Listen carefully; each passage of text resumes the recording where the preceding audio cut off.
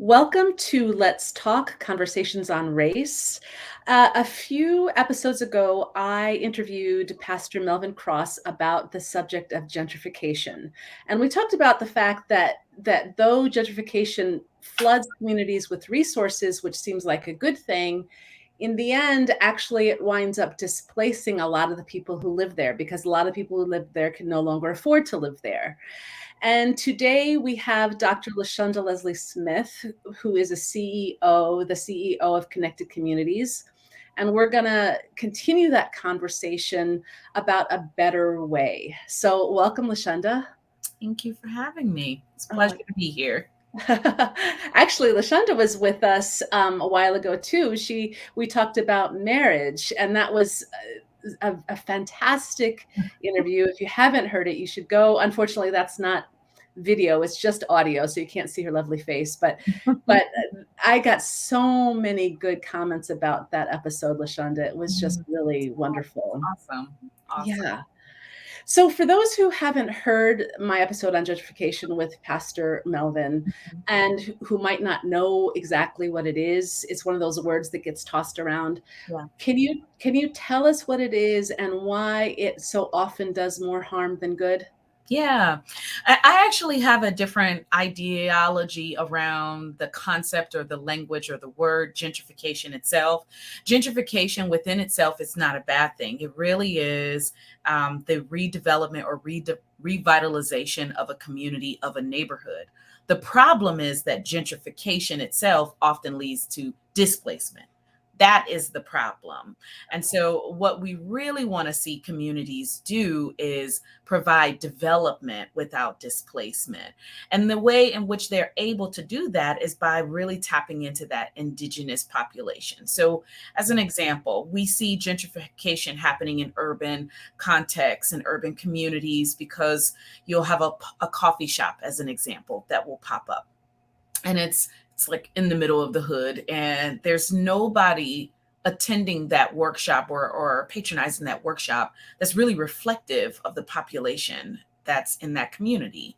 Or perhaps that coffee shop isn't really thoughtful about the cost of the products that it's providing within the community. And so more and more it will begin to isolate the indigenous population in those communities. More and more the services, the products, the things that are available are either not reflective of that indigenous population or not accessible, even if Mhm. they're right up the street from that population. And that's when we start to see the displacement. More and more people start to feel like this is no longer my neighborhood. It's not reflective of me. I see all these new neighbors who don't look like me, don't interact with me.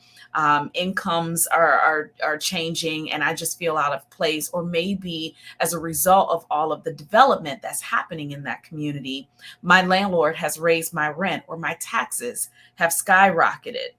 And the worst of it all is you have predatory developers that will come into neighborhoods that are being gentrified, and they will write what appears to be a very high check for this elderly homeowner's home. And it's would solve some problems for that elderly homeowner who maybe doesn't have a first floor bathroom, and walking up and down the stairs have become a little bit more difficult.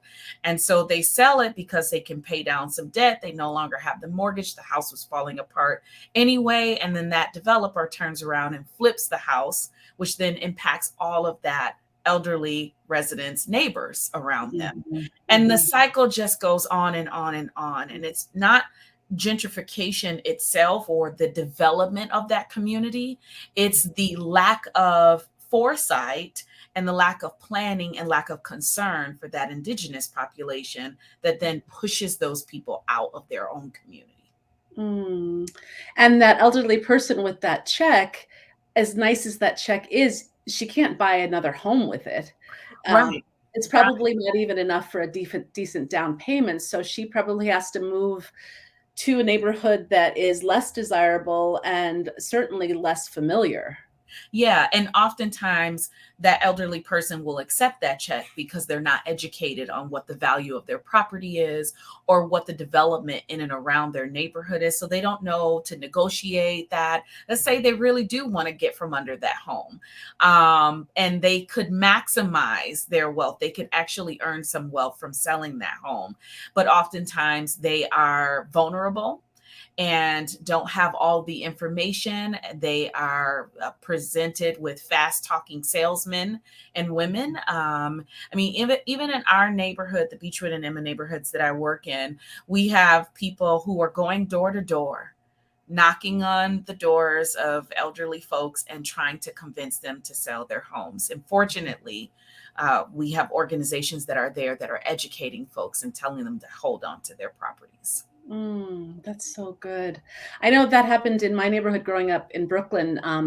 The apartment building that I grew up in was rent controlled, and so my family was able to live in this big six room apartment, huge, lots of bedrooms. It was luxurious almost, and but towards right around the time that I wound up leaving and going to college, there were people asking to move out, and that it was like a $10,000 check Mm-hmm. to move out. And now my apartment building has been converted to condos that sell for $500,000 each. And my family would have never, it was such a wonderful community to grow up in. Mm-hmm. But I would have never been able to grow up in that community now. Mm-hmm. Mm-hmm. Mm-hmm. So, Yeah. yeah. So, you talked about Emma and Beechwood. So Connected Communities specifically serves those communities, which are in Rochester, New York. Can you tell us a little bit about them and some of the challenges there? Yeah, sure. Well, first and foremost, I'll just start with talking a little bit about connected communities. We're a Mhm, community quarterback, which means that we have this defined geographic location that we are working to implement solutions across four pillars, and that includes housing, education, wellness, and workforce economic development. We do believe that it's important, and if you're revitalizing a community so that it is not gentrified, so that it is development without displacement, you need solutions in all of those areas, mhm, allowing people to live, work, and play safely in their community. mm, Our defined geographic location is the Emma neighborhood and the Beechwood neighborhood in the heart of Rochester. It's on the southeast side of the city. There's a population of about 10,000 residents there. The average annual household income is about $25,000 a year. We have a great population of children. About 77% of our residents are single headed household, with children, school age children. So lots of people, lots of kids, lots of concentrated poverty.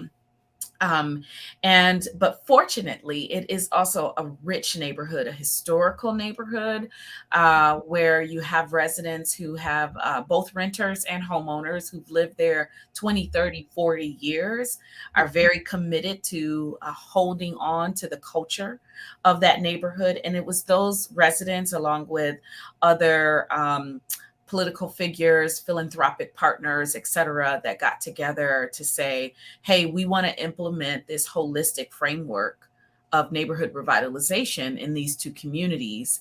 And in order to do it, we need a community quarterback that's going to serve as a convener, a resource finder.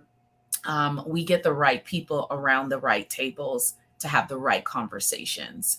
mm, And most importantly, we are not single handedly driving this change. It is a collective of many partners, primarily the residents themselves, who are saying, hey, this is what we want to see for our neighborhood. This is what we want to see for our community.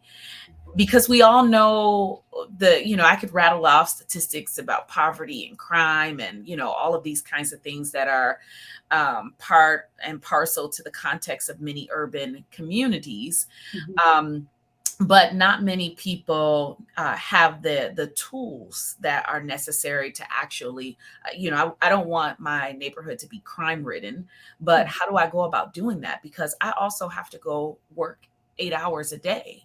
And in some cases, people are working 2 or 3 jobs, and they're trying to take care of their children. And we, have a number of people who are single head of household, as I mentioned, and don't have transportation to get to and from work.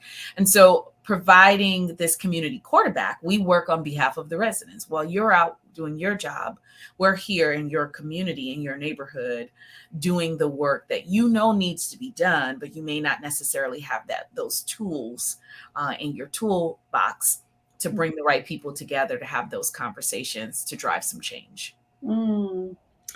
Wow. So you mentioned at the beginning, maybe a coffee shop moves in and a cup of coffee is at least $5, $6, $7 a cup, and that's steep for a lot of us. Um, and so the problems are with that. So what's a better way? What's a better way to attract a nice coffee shop or something else to a Yeah. community, and they have to make a profit? What's a better way? Yeah. Well, I would say the best way is to determine whether or not that neighborhood wants a coffee shop to begin with. I think that's a part of the issue that we see in many communities, is that we're very presumptuous as to what that neighborhood needs, wants, desires. And so much of our work is getting on the ground, canvassing, talking to people, seeing what do they want in their community. What would they actually patronize and support? Because as you mentioned, those businesses need people with discretionary income and time willing to buy their products and services. And even in an urban context, there are resources that are available, and we want to make sure those resources are being driven in a way that's beneficial to businesses that are coming to those neighborhoods. So the first step is just to ask the neighbors, what do they want? Mm. Um, the second step, because we do have a very similar kind of situation in Emma Beechwood, and Beechwood in particular, we have a coffee shop. And what's fortunate for us about this particular coffee shop, that still does very much attract people who are not a part of the community, who not are necessarily reflective of the community, but they only hire people who live in the neighborhood. Mm. Have to live in that neighborhood. Early on in the first year or so of operating it, they listened to their neighbors. They heard that their gourmet coffee, which they um, um, make their own. I'm forgetting the term of roast their own Roasting. coffee and whatnot. It's gourmet coffee. It's very high end. It's very different than what you would get at a Starbucks or a Dunkin' Donuts or whatever have you.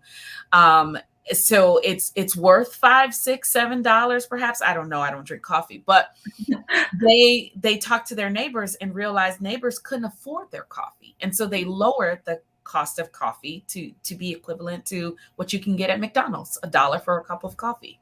So Wow. it's those kind of partnerships, a partnership between the neighborhood wanting and desiring a resource, a partnership between that business understanding their market in and around their business, and really trying to cater to that population of people. Mm. Wow. That's wonderful that they were, yes, it's important to make a profit, but not so important that we don't serve people. So that's wonderful. Absolutely. And serving people is their first priority. And I will just, make this one little caveat because it's really important. I don't want to give the impression that, if you have a service or a product that's, you can just decrease it, $6, $7. Right. It is a nonprofit coffee shop. And Mhm. so they're able to raise dollars to subsidize Mhm. the services that they're able to provide to the community. And that's kind of what it takes for this urban context where you have people who are living in deep poverty. It's, if you're going to provide a service that's going to be beneficial to them, it often needs to be subsidized so that they can actually take advantage of that resource. Yeah, good. Yeah, right. That makes sense. Um, so on the Connected Communities website, it mentions problems like disinvestment, which is partly what we're talking about, and high crime, and some other things. Why are those sort of part of so often seen together when we talk about um, connected with poverty? I'm being really clumsy right now. Why are those so often connected to poverty? Yeah. What's really interesting is that a lot of people from the outside of our communities, folks who will assign blame mostly around race, will tie crime to race. Yes. Crime is generally related to economic deprivation. Yes. People don't feel the need to necessarily sell drugs or rob a store or whatever have Mhm. you when there are economic opportunities available to Yeah. them. And so this concept that you mentioned of disinvestment, businesses pulling out of urban neighborhoods, grocery stores leaving our communities, all of these things just create a sense of desperation and a lack of access to resources and wealth that will cause people to go other routes.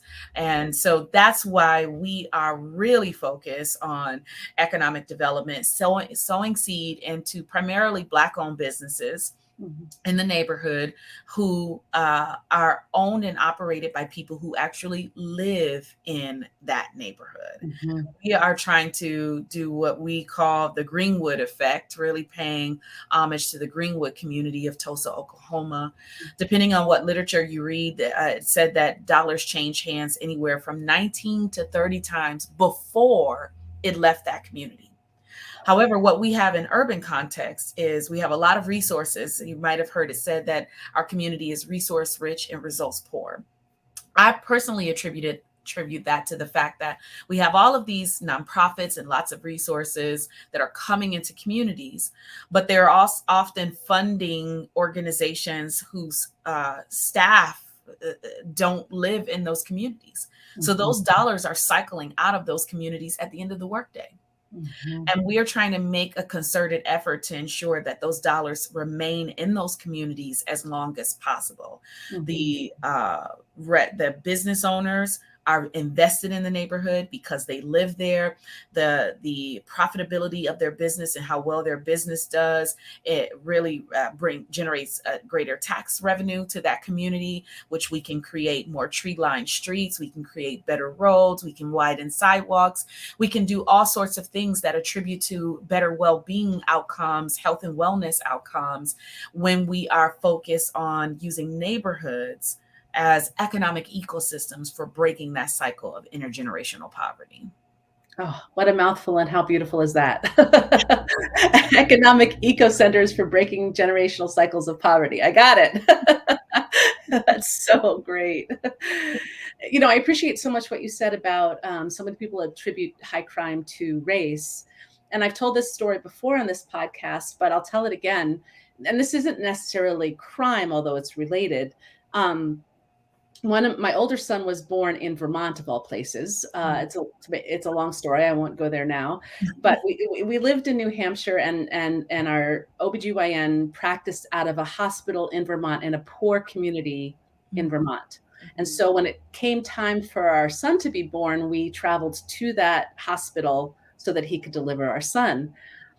And now Vermont is like 99% white. So mhm, and so after our son was born, and we were getting ready to go home with our new little package, all the nurses came around to congratulate us and to see us off, and they said, "It's just so wonderful to see a baby going home with parents who want him."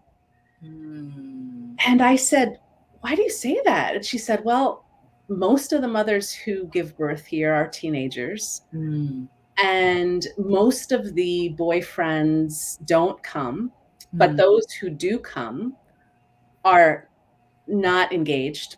mm. And we know that within a couple of years, these children will be in the system." Wow. And I thought, how ironic that, like, we're probably the only Black family they've ever delivered a baby for in this particular town in Vermont. And I thought, how ironic and how wonderful that, the only Black family you've probably ever interacted with is a happy family who desperately wants this child. Wow. Um, and that just, to me, that story uh, demonstrates what you're saying, that so many of these problems are poverty related Mhm. and absolutely not color related. Yeah, absolutely. Um, and just that girls who don't have opportunities or don't know how to be connected to opportunities Mhm. and who don't have goals will so often get pregnant. Mhm. And Yeah. boys who don't know how to be connected to opportunities and don't have goals will make somebody pregnant. Yeah. Yeah. And probably like get into trouble breaking the law too. When you have nothing to lose, Yes, then right. you'll take a lot of risk. Mm. Yeah, and that's all you see around you. So your website of Connected Communities also talks about something called toxic charity, and I found that very intriguing. Hmm. Can Yeah. you talk about what toxic charity is? Yeah, for sure. I think in a nutshell, toxic charity is when our helping hurts. Mhm, It is the presumptions that we have about the people group that we're supposed to be supporting. It is often coined as the great white hope in many cases. It's where you have suburbanites coming in to do a feel good experience with poor, generally Black and Brown individuals, and then going back to their safe communities. Um, it is investments that can't be sustained long term. It's giving people a fish without teaching them how to fish. It's all of the presumptions that you might make about somebody not having the skills or the tools or the capabilities, I should say, to be able to take care of themselves. And we have numerous organizations, I think, across the country that are operating in toxic charity, um, even to an extent. And I'll just give a personal example of this. When I was a teen mom, I had my first child at the age of 14, and had to go on public assistance until the time in which I got married, actually. And when I graduated from high school, fortunately, in spite of having a child at 14, I was graduating from high school on time. I got accepted into a 4-year private institution, was very excited. While being on welfare, they were covering childcare so that I can go to high school and can go to work, my two jobs that I was working. I learned once I got accepted into this 4-year institution that those public service dollars would not pay for childcare at a 4-year institution. They would only pay for childcare at a 2-year institution.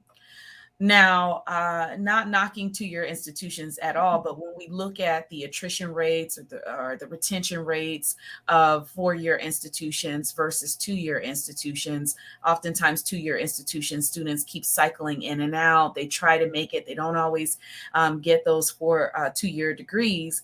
mhm, 4-year institutions tend to turn out college graduates at a much higher rate. So the likelihood of me being able to utilize that public service for those 4 years or however long I would have needed it during my undergraduate career, and then being able to get a job after that 4-year period that would allow me to pay for my own childcare was much higher mhm, than even if I did go straight through and got a 2-year degree, an associate's degree, and got a lower paying job and would mhm. have still needed public assistance beyond that time.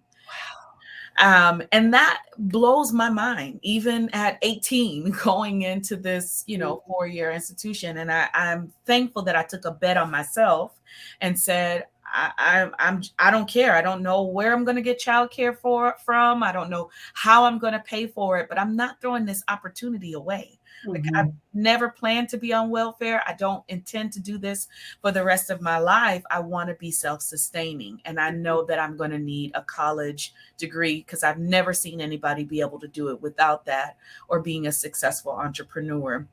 And so I was just so fortunate to have a child care worker who said, just pay me $40 a week and I will continue watching your son. Now, Nicole, quality child care costs way more than $40 a week. That was just, she was just one of the angels in my life that allowed me to get to the place where I, eventually became Dr. LaShunda. But that's a part of the toxic charity mindset. We're going to give you just enough, but not really help you get to a place where you can be self-sufficient. Yeah. And of course, we probably can never know what the thinking behind that is, but maybe it's like, well, if you could afford a 4-year college, you could afford childcare, which is of course not true. Right, right. It's sort of like when you go to college and they see that you own a home, or you're sending your kids to college and they see that you own a home. Well, if you could afford a home, you could afford college. I'm like, no, that's not true. Right. Who can afford a college? And when you translate the dollars of people who would stay on public assistance, social services for a much longer extended period of time, investing in an individual upfront in that way for a 4-year period is much more cost effective in the long term, would save our country, I don't even know, trillions of dollars. But we have this mindset that we don't want to give people things for free, but yet we handicap them to the point where we minimize their desire to want to go higher, because there's this benefits cliff. And that's what I was on, the benefits cliff that just knocked me right off. And it was a struggle those 4 years, even to come up with that $40 a week. But I just was determined that I did not want to be in this position long term. And so, yeah. I know this is a deep conversation, and we can't stay in it long because we'll get lost in the mire. But so what's a better way? So we'll come back to connected communities in a minute. But what's a better way? Like, there are naysayers of welfare who will say, "See, she's proving my point," and yet we also know that if you remove all safety nets, then without a safety net, you're going to fall. So. So what's a better way? I think you're sort of saying it, that it's giving the help. Like if they had given you free childcare, even though you were going to a 4-year college, what are your thoughts about the whole pro and con welfare conversation? Yeah. Well, I just happen to be blessed to be in a position to have someone to watch my child. I know many other people who were in a similar circumstance that tried to go it alone, and they did not have a high quality child care provider. Their children were put in very, very compromising situations. They weren't safe all the time. That impacted their long-term social, emotional development, et cetera. And so, my argument is give people sustainable, livable support services or wages, because oftentimes, we have the Walmarts of the world, the fast food places of the world that are not paying people sustainable wages, which requires them to need additional assistance. Right. And that is the overall, we have an issue in this country, period, where the really, really rich remain really, really rich, and the really poor remain really poor. So we need to pay people livable wages. We need to provide resources that will help get people out of the hole, not just drag them along for long periods of time. Yes. Yeah. It's sort of like healthcare, like let's get people healthy instead of keeping people on medication. Absolutely. Absolutely. And we could relate the same to healthy neighborhoods. In the Beechwood and Emma neighborhood, we did an asset-based needs assessment. And when we looked at the needs assessment, one of the stats that came out that was most startling was the years of potential life loss. Years of potential life loss is measured by every year before your 75th birthday that an individual will pass away. And it's capped at 1,000 per capita. And so when we looked at the county, the years of potential life loss in the year period, let's say 2015, was about 75 years of potential life loss. So, um, and then in the city, it was a little bit higher. I'm sorry, the county was 50 years of potential life loss. The city was 70 years of potential life loss. In Beechwood and Emma, it was 400 years of potential life loss. Wow. 400 years of potential life loss. So that is an example of your zip code literally making you sick. So we're talking about healthcare here, but everything else that goes into health, safety, Mhm. tree line streets, making sure that the homes around you are not vacant. You don't have all these missing teeth and all these places that bad actors could, do Follow criminal up. activity and Yeah. just all kinds of things that decrease and diminish our overall well-being. Yeah. Yeah. I think so much of it starts with what the assumptions that we make about people. I had a conversation with somebody who was saying, the great resignation, how, people leaving their jobs starting during the pandemic and see people don't want to work. And Mm, I said, that's not true. I mean, sure, there are some people who don't want to work, but I think the vast majority of people want to work. They want to do something meaningful. They want to be independent. for So sure. so let's figure out why. And I think some of it, because this sort of rose out of the pandemic, was because they're not making enough and yet putting their lives on the line every day. Absolutely. Yeah. Absolutely. And if you've ever had to work in fast food, which I have, you've worked harder than most people. Yeah, right. Yeah, So that's a counter argument for people not wanting to work. yeah. So you've sort of touched on this some, but in terms of breaking the cycle of poverty, Mm. um, if not toxic charity, like we've talked about why that doesn't help, it hinders more than it helps, then then what? And now you can sort of dive a little bit more into what Connected Communities does to cut that cycle of poverty. Yeah. Um, yeah. Well, and we're for sure still at the, I would say, starting line of being able to make these community changes and collectively work with neighbors to break that cycle of intergenerational poverty. There are studies that show that it takes 2 generations to get out of poverty. So if I've gotten myself out of poverty, it's going to take my children and their children to get out of poverty as well before that cycle of poverty is actually broken. Mhm. Far too often we see that Black and Brown folks, even if they are coming out of households with higher income status, the likelihood for them to slide into poverty, that next generation, is still really high. So it is a multifaceted solution to address a multifaceted issue. I mean, first and foremost, we cannot undermine the role that racism, structural racism, plays into poverty. Yeah. And then we also need to be thoughtful about all of the other actors, key factors that go into play. So the economic development, making sure that we have livable and sustainable wages. We're doing things to close that racial wealth gap, like providing opportunities for home ownership and investments. We are creating healthier outcomes because communities are safer and healthier. We're providing access to resources. Our neighborhood has the misfortune of being both a food desert and a food swamp, meaning What's we don't have any grocery stores in the neighborhood, but we're saturated with corner stores that are selling fried foods, high Mhm. fatty foods, Mhm. snacks, all kinds of things that are not going to help. But when you don't have a vehicle Mhm. and you need to feed your family and you need a quick meal, you're going to go to the corner store and you're going to buy those high sodium noodles, etc. And Mhm. so again, just going back to that, breaking that cycle of poverty, it's all of those pieces collectively that Mhm. have to be put in place. It is giving people the tools to sustain themselves, not services that they have to be rely on long term. Mhm. And that's not easy. What we're talking about doing as a community is going to take us 20, 30 years before we start to really actualize what the vision is for this community, but it's definitely worth moving that ball up the hill or kicking the can down the road until Mhm. we start to see some real progress. Mhm.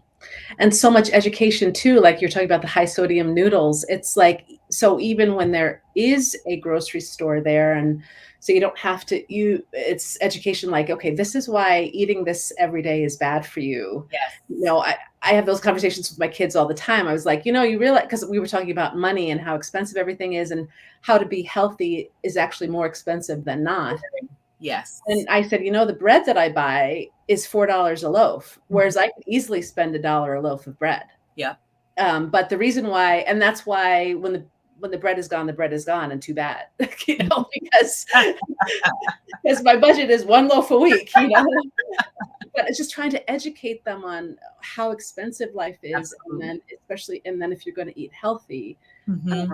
so the education piece, like if you can at all afford to not buy white Yeah. bread. Yeah. One of the things that we tried to do as just one aspect of a solution to this, when we were doing what's called a parcel by parcel analysis, going and making an assessment of all the vacant lots, we had more than 100 vacant lots in this neighborhood of 10,000 people. We wanted to and was able to successfully negotiate with the city to take all of the vacant lots that were being used as green space and vegetable gardens over the summer, to put those into the land trust so they remain green space in perpetuity. And this gives the person who is manning that vegetable garden the opportunity to do things that are more long term, to plant fruit trees, as an example. When you're doing it, when you're doing a community garden with a permit from the city, you can't do anything permanent on that land because the city at any point can decide to take it back. If they are able to build a home there or do something that would generate some tax income there.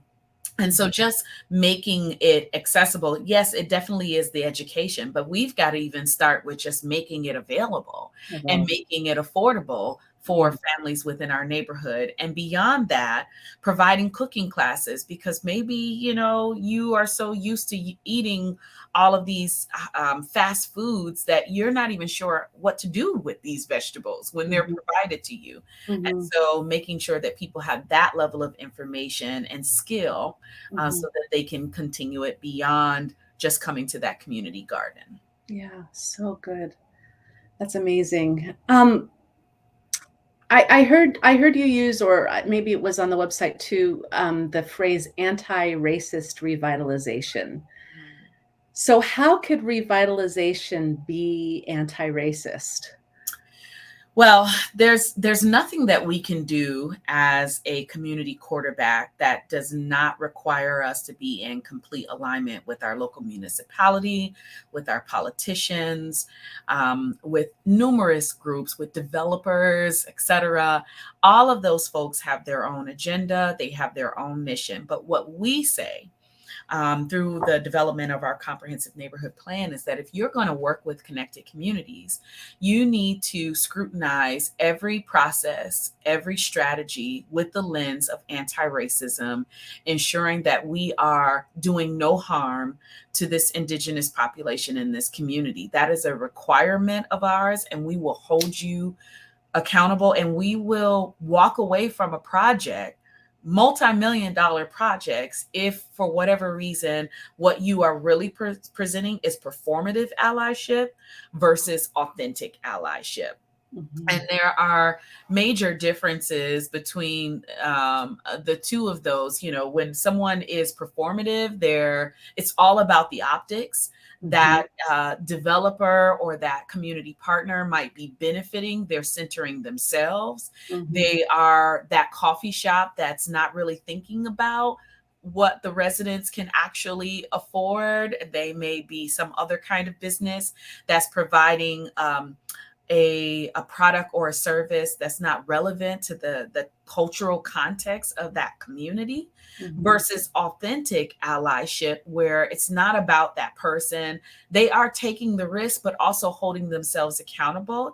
And mhm, it's people over profits. mhm, They mhm, are thinking and being empathetic toward the historical impact of redlining and racism and everything else that caused these communities to see the kind of deprivation, economic deprivation, social deprivation, every Mhm. kind of deprivation you can think of. Mhm. They're making themselves aware of it. They are educating themselves as Mhm. opposed to um, staying in this space of white fragility and, oh, well, it wasn't me and I didn't have anything to do with it. Well, actually, if we're going to alleviate ourselves of this, you have to have something to do with the eradication of it now. So Yeah. it's taking that responsibility.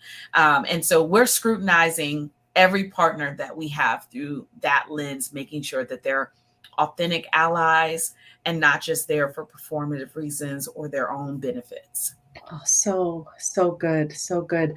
You talking reminds me of two things. Earlier this week I got to interview Dr. Jamar Tisby, Mm, and he used a phrase, "closest to the problem, closest to the solution," mm, meaning Black people are, when it comes to racism, are closest to the problem. So we need to be around the table when it comes to the solution. mhm, And mhm, what you're saying reminds me of that, because when you're talking to these companies who might want to come in for selfish reasons, mhm, mhm. um, you're basically saying, no, you're not coming in and doing this Yeah, separately from us. We're in partnership right. together.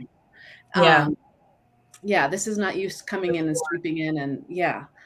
And we're even speaking truth to power to processes that have supposedly been set up for our benefit. And as an Mhm, example, when we are looking at affordable housing projects, there are funds that the federal government provides to state. They disseminate those funds through tax credits.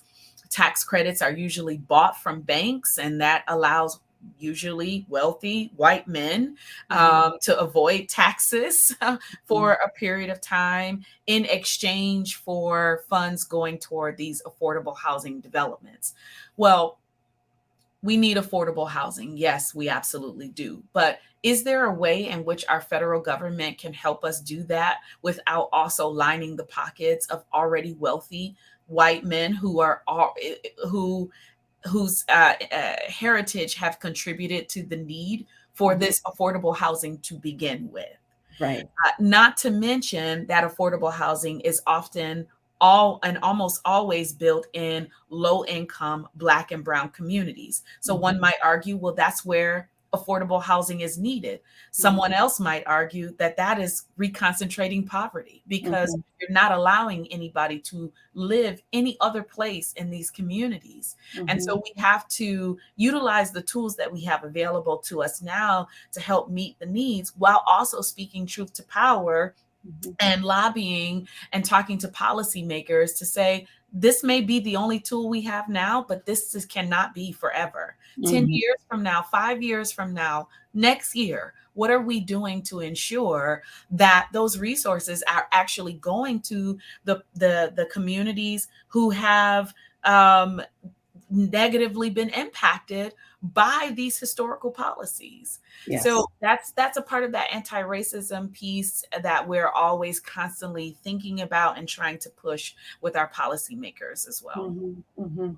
I'm thinking too about, the suburbs, and that, often suburbs can say that can can be liberal and could say that they care about this stuff, but when it comes to affordable housing being built in the suburbs, oh, no, no, no.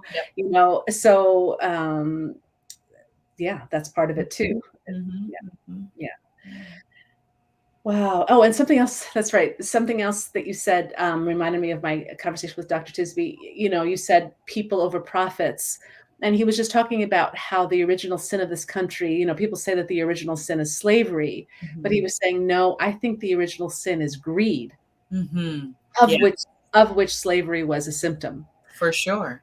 Yeah, yeah. For sure. It was all about economics. And we have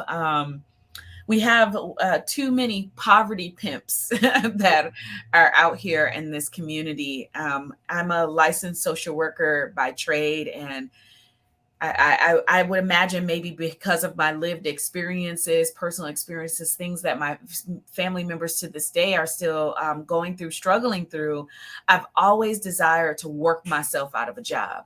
Mhm. Emmett and Beechwood shouldn't need connected communities 20, 30, 40 years from now.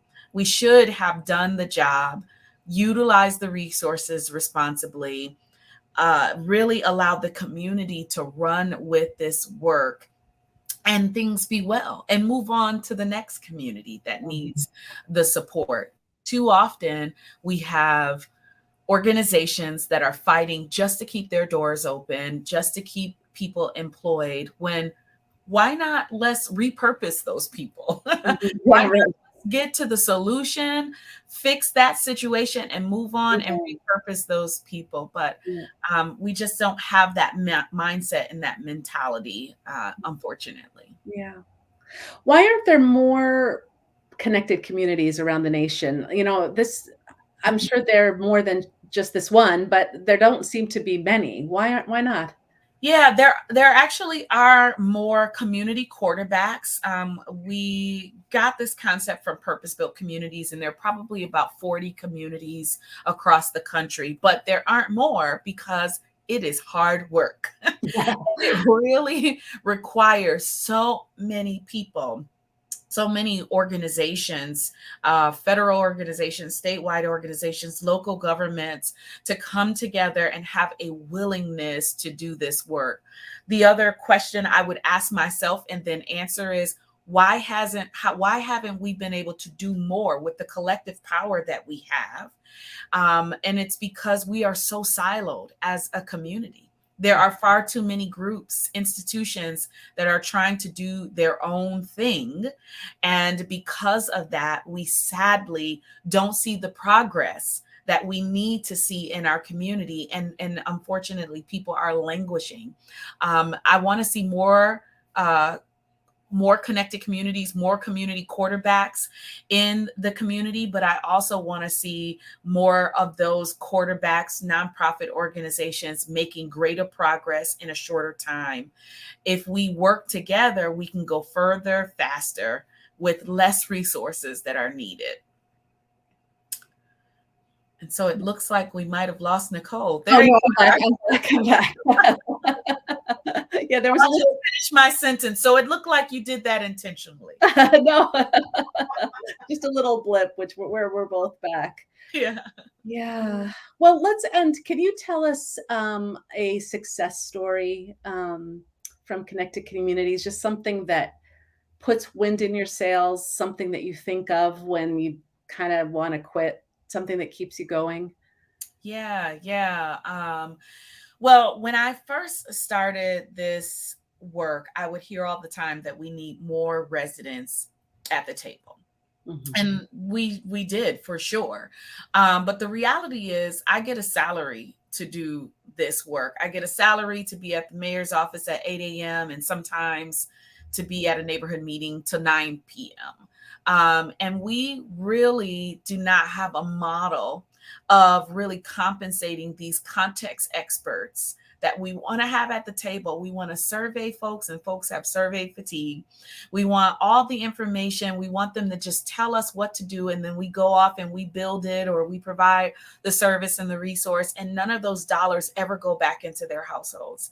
Mhm. And so I said, okay, let's have more residents at the table, but let's create an opportunity for them to not just be compensated for their time, but also to become uh, experts and community organizers, gaining transferable skills that they can use in the marketplace, things that they can do far beyond their time with connected communities. And so we have one resident sign. Well, we've had lots of residents. We're in our fourth cohort of the resident ambassador program now. Um, and we've even created some upward mobility where we have lead resident ambassadors, and we pay those folks $20 an hour. Mhm. They work upwards of 25 hours a week for our lead resident ambassadors, which allows them, if they are, they have some life situations that are happening, they have time, they can flex their hours and do other things or take care of their families. And so one resident ambassador in particular, Tammy, who's been with us now for 4 years, she's continued in every cohort. When we started this, she had a neighbor who told her about getting involved in this way. She knew Tammy liked to help people, but she had really been kind of isolated, had been dealing with some depression, was struggling financially like a lot of her neighbors. And she got involved. And Tammy tells the story so much better than I ever can. But she says that we gave her new hope and new purpose. And she realized that being a part of something that was bigger than herself gave her a reason to get out of bed every day, gave her the financial capabilities to help support her family, gave her new skills that and allowed her to do things that she's never expected. Public speaking, being a contributing author to white papers and things that we have produced. And she now owns that. She's a part of an organization, but she's created intellectual property in a way that she never knew that she could. And she is employable. I mean, don't y'all come for Tammy. We really want to keep her at communities. But so many other resident ambassadors have that same story where they might have been working non-professional jobs and now they are professionals in full-time positions using these transferable skills that they learn. And that was all because we needed more residents at the table. And it wasn't just about us getting what we needed from them. It was about us giving them more than what we got from them. Yeah. That's so beautiful, giving them what they needed. Yeah.